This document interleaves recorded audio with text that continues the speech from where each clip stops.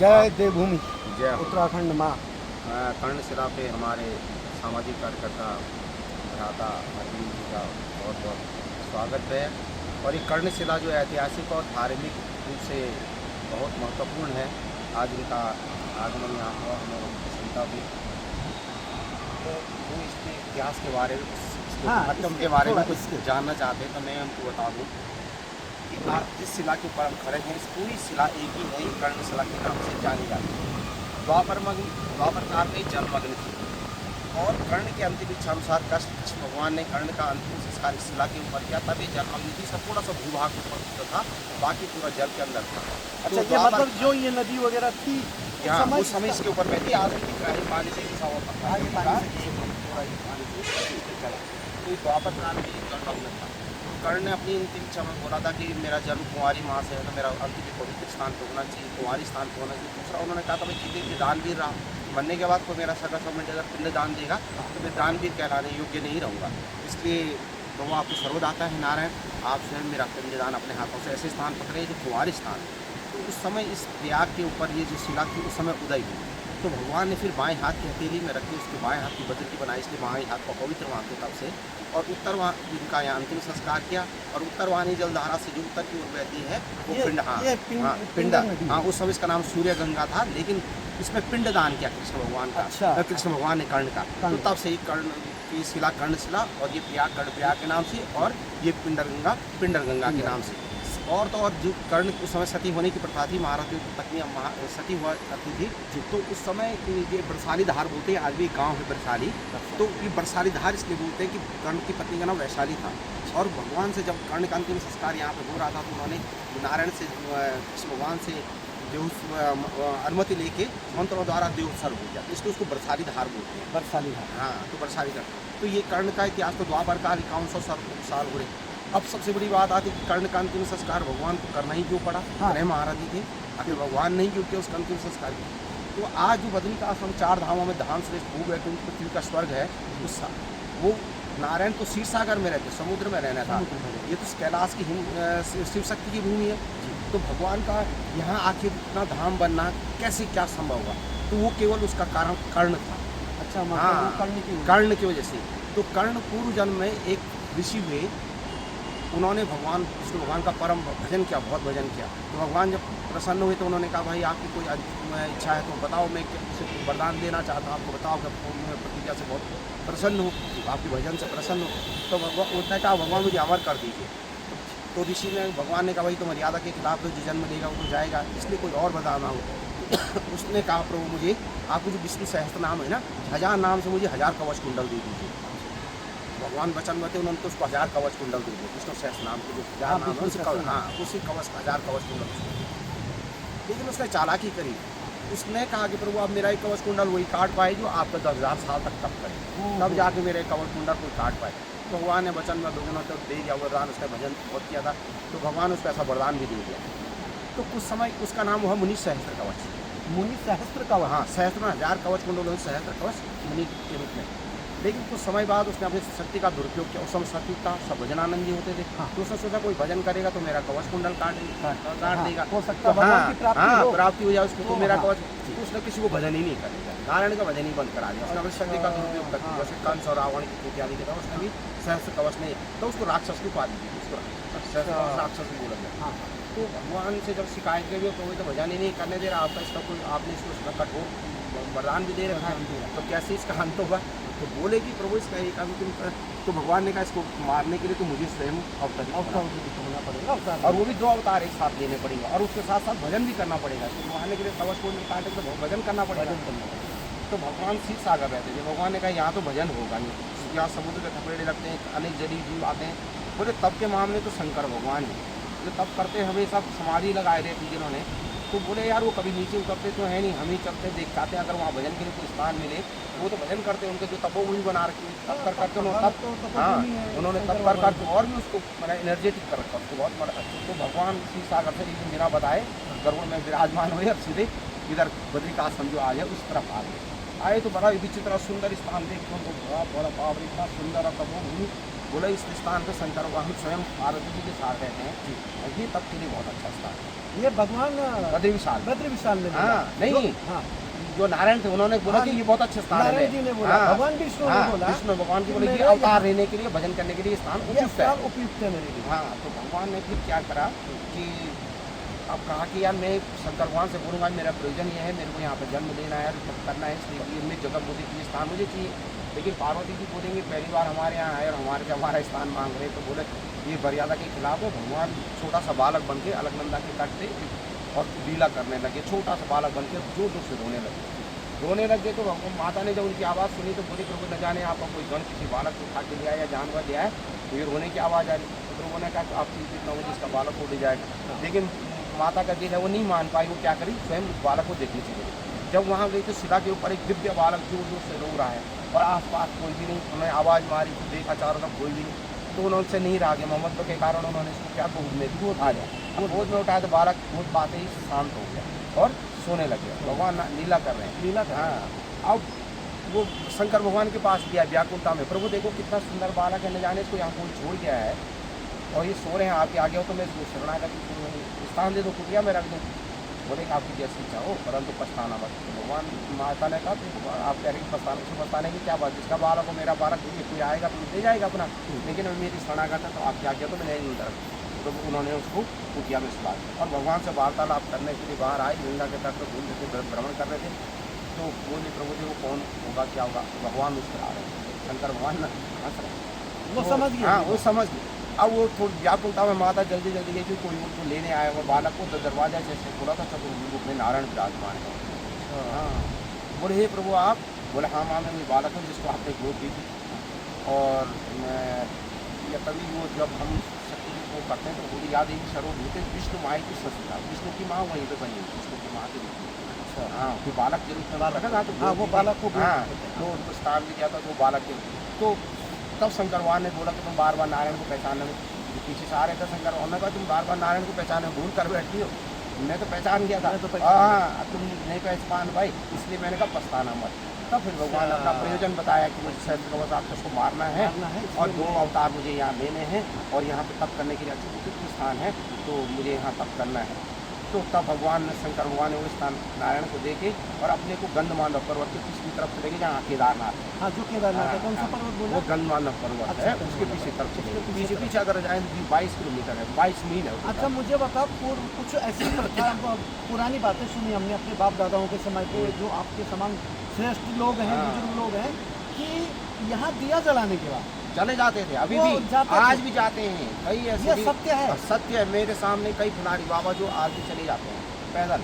उन्होंने बहुत बताया 22 मील है, कहाँ पे क्या स्थान हो सब जगह जानते हैं। पर ये सामान्य व्यक्ति को नहीं पर वहाँ ग्लेशियरों में चलना पड़ता है, वो रहना पड़ता है। हाँ, जो हवा पानी में जिंदा कोई लोग जा सकते हैं। हाँ, व्यवस्था है नहीं। ये बात सुनी है, ये सुनी इसलिए भी कि हमारे जो फूफू हैं, उनके जो भाई हमारे बेटे थे, सत्य है, महादेव हमारे पास यहाँ महाराज जी आते हैं, तो वो सीताराम बाबा वो भी जाते हैं। अच्छा, वो भी जाते हैं, मतलब जिनमें वो दिव्य शक्ति है वो जाते हैं। जो हवा पानी बाकी तो जिन्होंने इंद्रिय निग्रह है, जिनका इंद्रियों पर कंट्रोल है, वो लोग जा पाते हैं। अरे वो तो करोड़ों में कोई हो सकता है दिव्य, जिसकी मतलब इतनी अपने आप को जिन्होंने। तो उसके बाद ही कथा आ रही थी, फिर भगवान ने क्या करा, शीश सागर में आके जब इस स्थान पर आया तो उन्होंने माता मूर्ति जो है धर्म की पत्नी, वहाँ 2 बालक को जन्म लेते हैं जिनका नाम नर और नारायण था। अच्छा, ये इसीलिए नारायण पर्वत, इसीलिए नारायण पर्वत का जन्म यहाँ हुआ। अब भगवान ने नर और नारायण के रूप में यहाँ तपस्या शुरू करी। तो एक दिन तप करा नारायण ने, एक दिन तप करा तो नारायण ने तप किया। नारायण पर्वत जहाँ आज बद्री विशाल का मंदिर है, वो नारायण पर्वत हुआ। अच्छा। और नर पर्वत वहाँ है जहाँ बस स्टेशन है, बस अड्डा है, जिसको जहाँ का पुल पार अलकनंदा पार जाना पड़ता है, नारायण पर्वत हम लोग जाते हैं। अच्छा, नर पर्वत में जाते हैं, नारायण पर्वत। तो नारायण ने तप किया, तो एक दिन का तप वहाँ पे क्या था, द्वापर काल वो जो उस समय भगवान बद्री विशाल ने जब यहाँ जन्म लिया था, तो उस समय ये भगवान ने बोला भू वैकुंठ है, पृथ्वी का स्वर्ग होगा, साक्षात ये नारायण का जो यहाँ। तो जैसे वो यहाँ तप करने लगे, तो महालक्ष्मी बर्फ और गिरती थी, तो महालक्ष्मी बेर का पेड़ बनकर उनके ऊपर से छाया करती थी, उनको प्रोटेक्शन देती थी, इसलिए बद्री नारायण, बद्री नारायण। हाँ, और यहाँ तो सिर्फ हमारा हिंदू सनातन ही नहीं है, क्योंकि यहाँ तो विदेशों से भी लोग आते हैं। वो लोग जो ईसाइयत मतलब विदेश तो ईसाई ज़्यादा है, तो उन लोगों को भी मैंने बद्रीनाथ के अंदर में देखा कि अपने पूर्वजों के लिए, अपने पितरों के लिए तर्पण करते हुए, पिंडदान करते हुए, बाल देते हुए मोक्ष के लिए। बिल्कुल आप तो धाम श्रेष्ठ है वो बिल्कुल 6 महीने ही मनुष्य वहाँ जा सकता है, 6 महीने नारद पूजा करते देवता भी तरफ से वहाँ आने। हाँ, तो अब वहाँ पर एक दिन का जो तप था वो 10,000 साल के तप के बराबर माना जाएगा, क्योंकि भगवान ने शंकर ने तप कर करके उस स्थान इतना पावरफुल बना दिया। हाँ, पावरफुल बना दिया उसको। हाँ, तो भगवान ने वहाँ एक नारायण के रूप में तप किया, तो एक सहस्त्र कवच के साथ जाके एक दिन जाके उसका युद्ध दूसरे दिन में जाके उसका कवच कुंडल काट दिया। जिस दिन वो युद्ध कर रहे थे उस दिन नर के रूप में नर पर्वत पे नर तपस्या कर रहे थे। नर पर्वत पे तपस्या, नर ने तपस्या की, नारायण तो नारायण ने पहले दिन जाके कवच कुंडल काट दिया, फिर वो दूसरे दिन नर के आके दूसरा कवच कुंडल काटा। इस ढंग से क्रम 999 कवच कुंडल उसके काट दिए सहस्त्र कवच था। और वो रक्त रंजित होकर भूमि में पड़ा हुआ था। अब केवल उसका प्राण रक्षक था, जो 1000वां कवच कुंडल था वही बचा, उसका प्राण बचा हुआ था केवल, बाकी चीज़ तो 1000वां कवच कुंडल उसको बच गया था। तो भगवान नारायण ने सोचा कि शुरुआत मैंने करी, अब कल नर आके इसका अंतिम कवच कुंडल काट देगा, फिर इससे मेरी बहन नहीं, इसने मेरे से भी युद्ध किया, तो धर्म युद्ध के अनुसार इसके अंतिम इच्छा जाने के लिए भगवान उसके पास गए। तो बोले आपकी क्या अंतिम इच्छा है? जो ऐसा कवच जब तूने जैसे किया उसका प्रतिफल मिला, लेकिन तू युद्ध के लिए ललकारा तो तेरी स्थिति है, लेकिन फिर भी तूने मेरा भजन किया, तेरी कोई अंतिम इच्छा तो मुझे पूरा कर सकता हूँ। तो उसने बड़ा अच्छा जवाब दिया, उसने कहा प्रभु मेरी अंतिम इच्छा है कि आप और मेरा आमना सामना हो तो युद्ध भूमि में। अच्छा, मतलब हम दोनों का आमना सामना हो तो युद्ध भूमि में। तो भगवान ने कहा यार तू चाहता तो मोक्ष हो जाता, लेकिन वचन पति तथास्तु का वरदान दिया। लेकिन उससे कहा तो मैं तो धर्म में रहूँगा, तो अधर्म में क्यों मिलना चाहता है? और आमना सामना तो दुश्मन के रूप में होगा, मुझसे दुश्मन के रूप में क्यों मुझे भूमि में मिलना चाहता है? और तू चाहता तो मोक्ष ही हो जाता तुझे, लेकिन बार बार जन्म लेने से। तो उसने बड़ा अच्छा जवाब दिया, उसने कहा प्रभु मेरा हजारों साल तक तप किया आपका, और क्षण भर के लिए आप प्रकट होकर जो मेरे किए होते देते हैं फिर अदृश्य हो जाता है। अभी मैं जानता हूँ मेरी वजह से आपने नारायण के रूप में जन्म लिया है, और सूर्योदय से सूर्यास्त दिन भर युद्ध में मैं आपको उलझा के रखता हूँ, आप और मेरे बीच में कोई नहीं होता, बड़ा आनंद प्राप्त होता, आपके प्रत्यक्ष दर्शन यही स्थान है, मेरे उपयुक्त स्थान लगा। तो भगवान ने का बड़ा विचित्र बात है, आस्था भी अलग आस्था है। तो उसने कहा घावों की मुझे चिंता नहीं है, लेकिन मेरे आपको प्रत्यक्ष दर्शन हो यार, आप और मेरे बीच में कोई नहीं होता है। तो भगवान ने सूर्यास्त का टाइम था, भगवान ने कहा इसमें जन्म लेने की बात 1000वां कवच कुंडल सूर्य के गर्भ में रख दिया भगवान ने, सहस्त्र कवच का प्राण रक्षक कवच वहाँ रख दिया। अब भगवान ने द्वापर में बड़ी नाटकीय ढंग से कृष्णावतार में आए, उसको ज्येष्ठ पौंथे के रूप में अवतरित किया।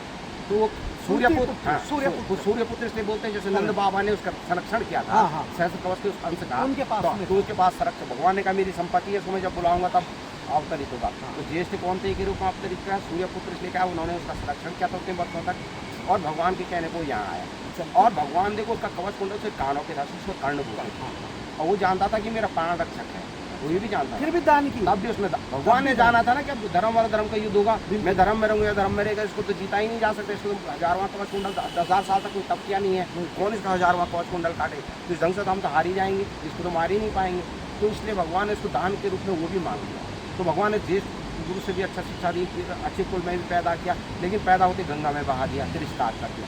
तो गुरु ने उसको वो दिया, लेकिन अभिशाप भी दे दिया उसको।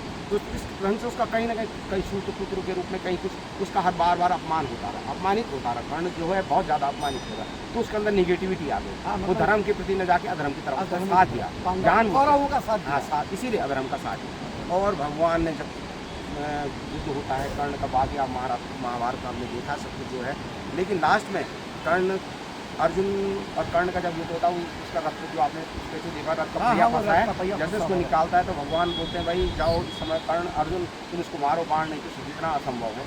बोले कि इसलिए इसको अभी तुम बाण मारो, निहत्ता है समय, तो उसके हाथ में कोई हथियार निहत्ता है।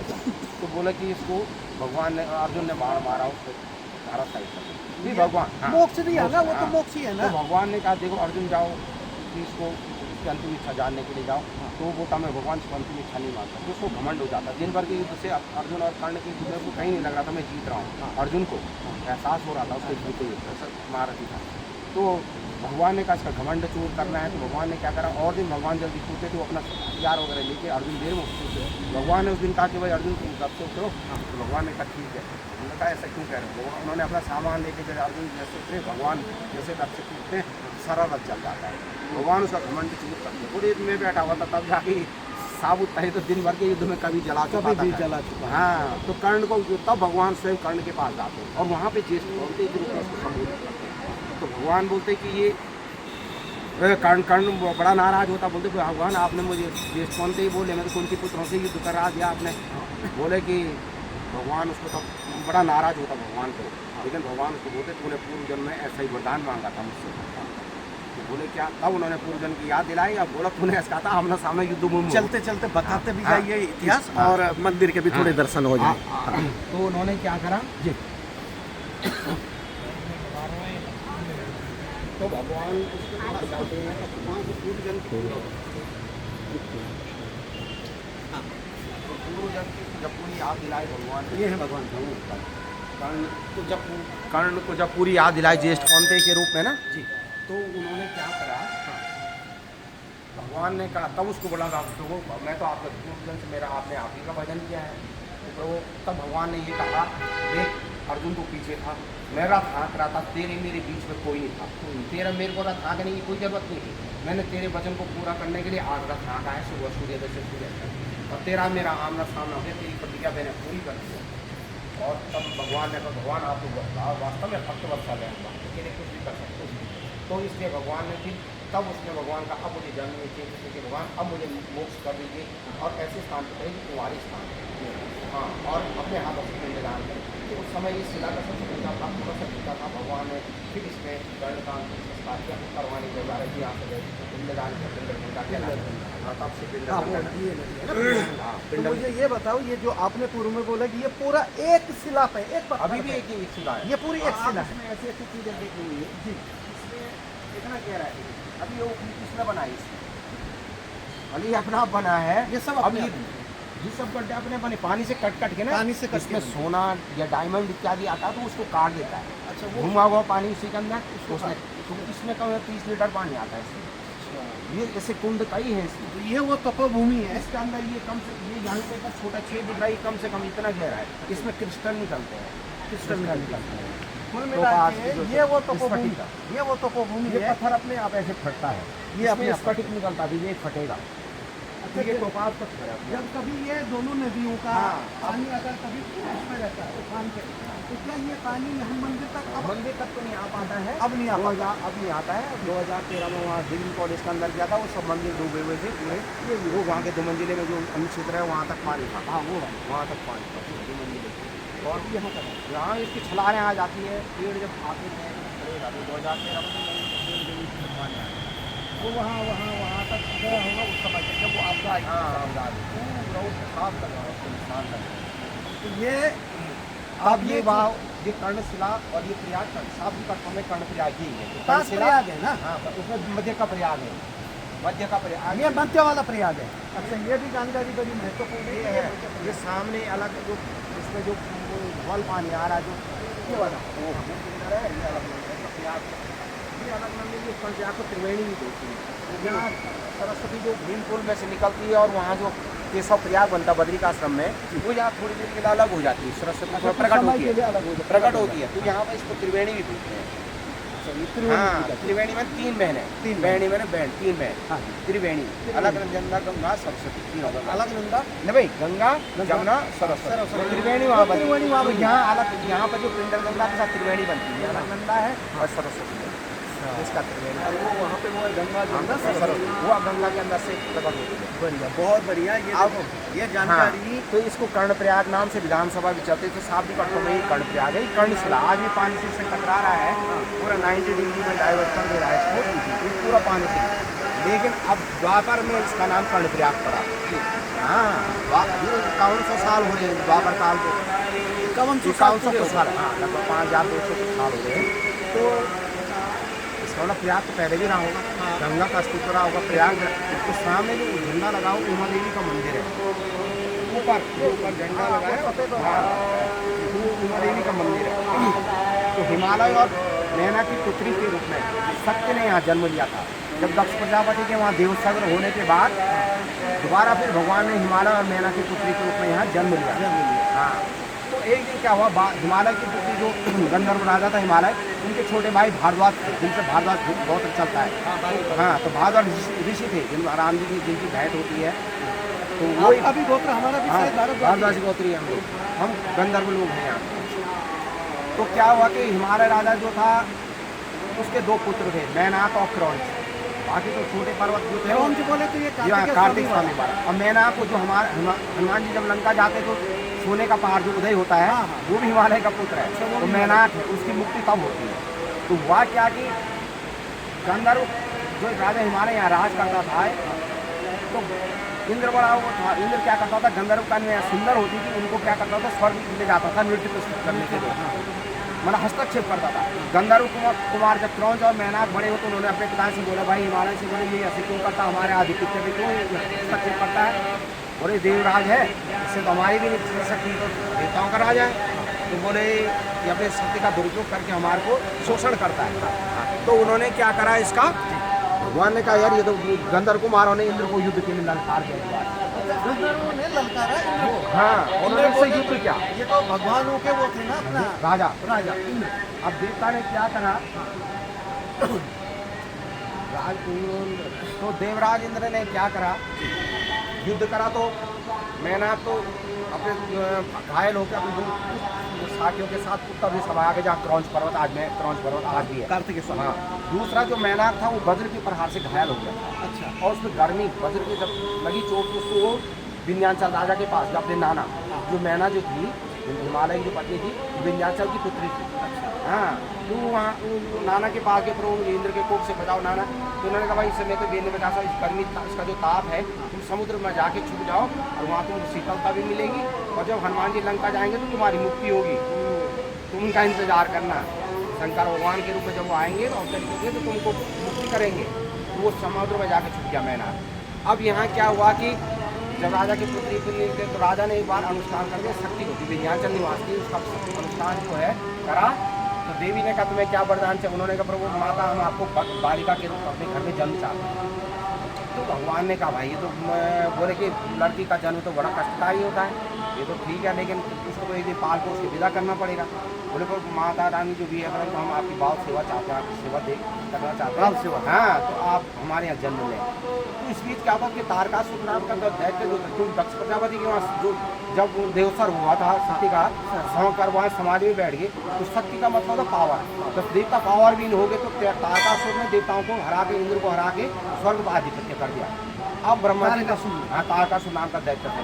तो भगवान से पूछा गया ब्रह्मा जी से, भाई इसका कोई उपाय बताओ। उन्होंने भाई इसका उपाय है, शिव शक्ति का जो प्रथम पुत्र होगा वही इसको मार सकता तारकासुर को, देवताओं का। हाँ, जो प्रथम पुत्र होगा शिव शक्ति का, हाँ, उससे ही मारा जा सकता है। तो अब उनकी बड़ी और समस्या, शंकर भगवान समाधि में शक्तिहीन हो गए। तो बोले कि वो तो देवस्वर्ग हो गया, तो कैसे होगा। तो भगवान ने शंकर तब यहाँ हिमालय राजा की वहाँ जो वरदान मिला था माता को, तो माता रानी ने यहाँ हिमालय मैना की पुत्री के रूप में जन्म लिया। अब बाल अवस्था में क्या हुआ कि बहुत लाड़ प्यार में भूल गई थी शक्ति हमारे यहाँ। और एक दिन बाल अवस्था में कुल गुरु गर्ग ऋषि थे, उनसे उन्होंने मंत्र लेके और एक दिन अचानक घर से निकल गए। अब आते आते जब इस जगह आई तो यहाँ पे एक सांपरी जगह है, यहीं पे कर्णप्रयाग। हाँ, बेटा जमपाल जूते उधर ही छोड़ दे रहा है, ये भी पता नहीं किसने।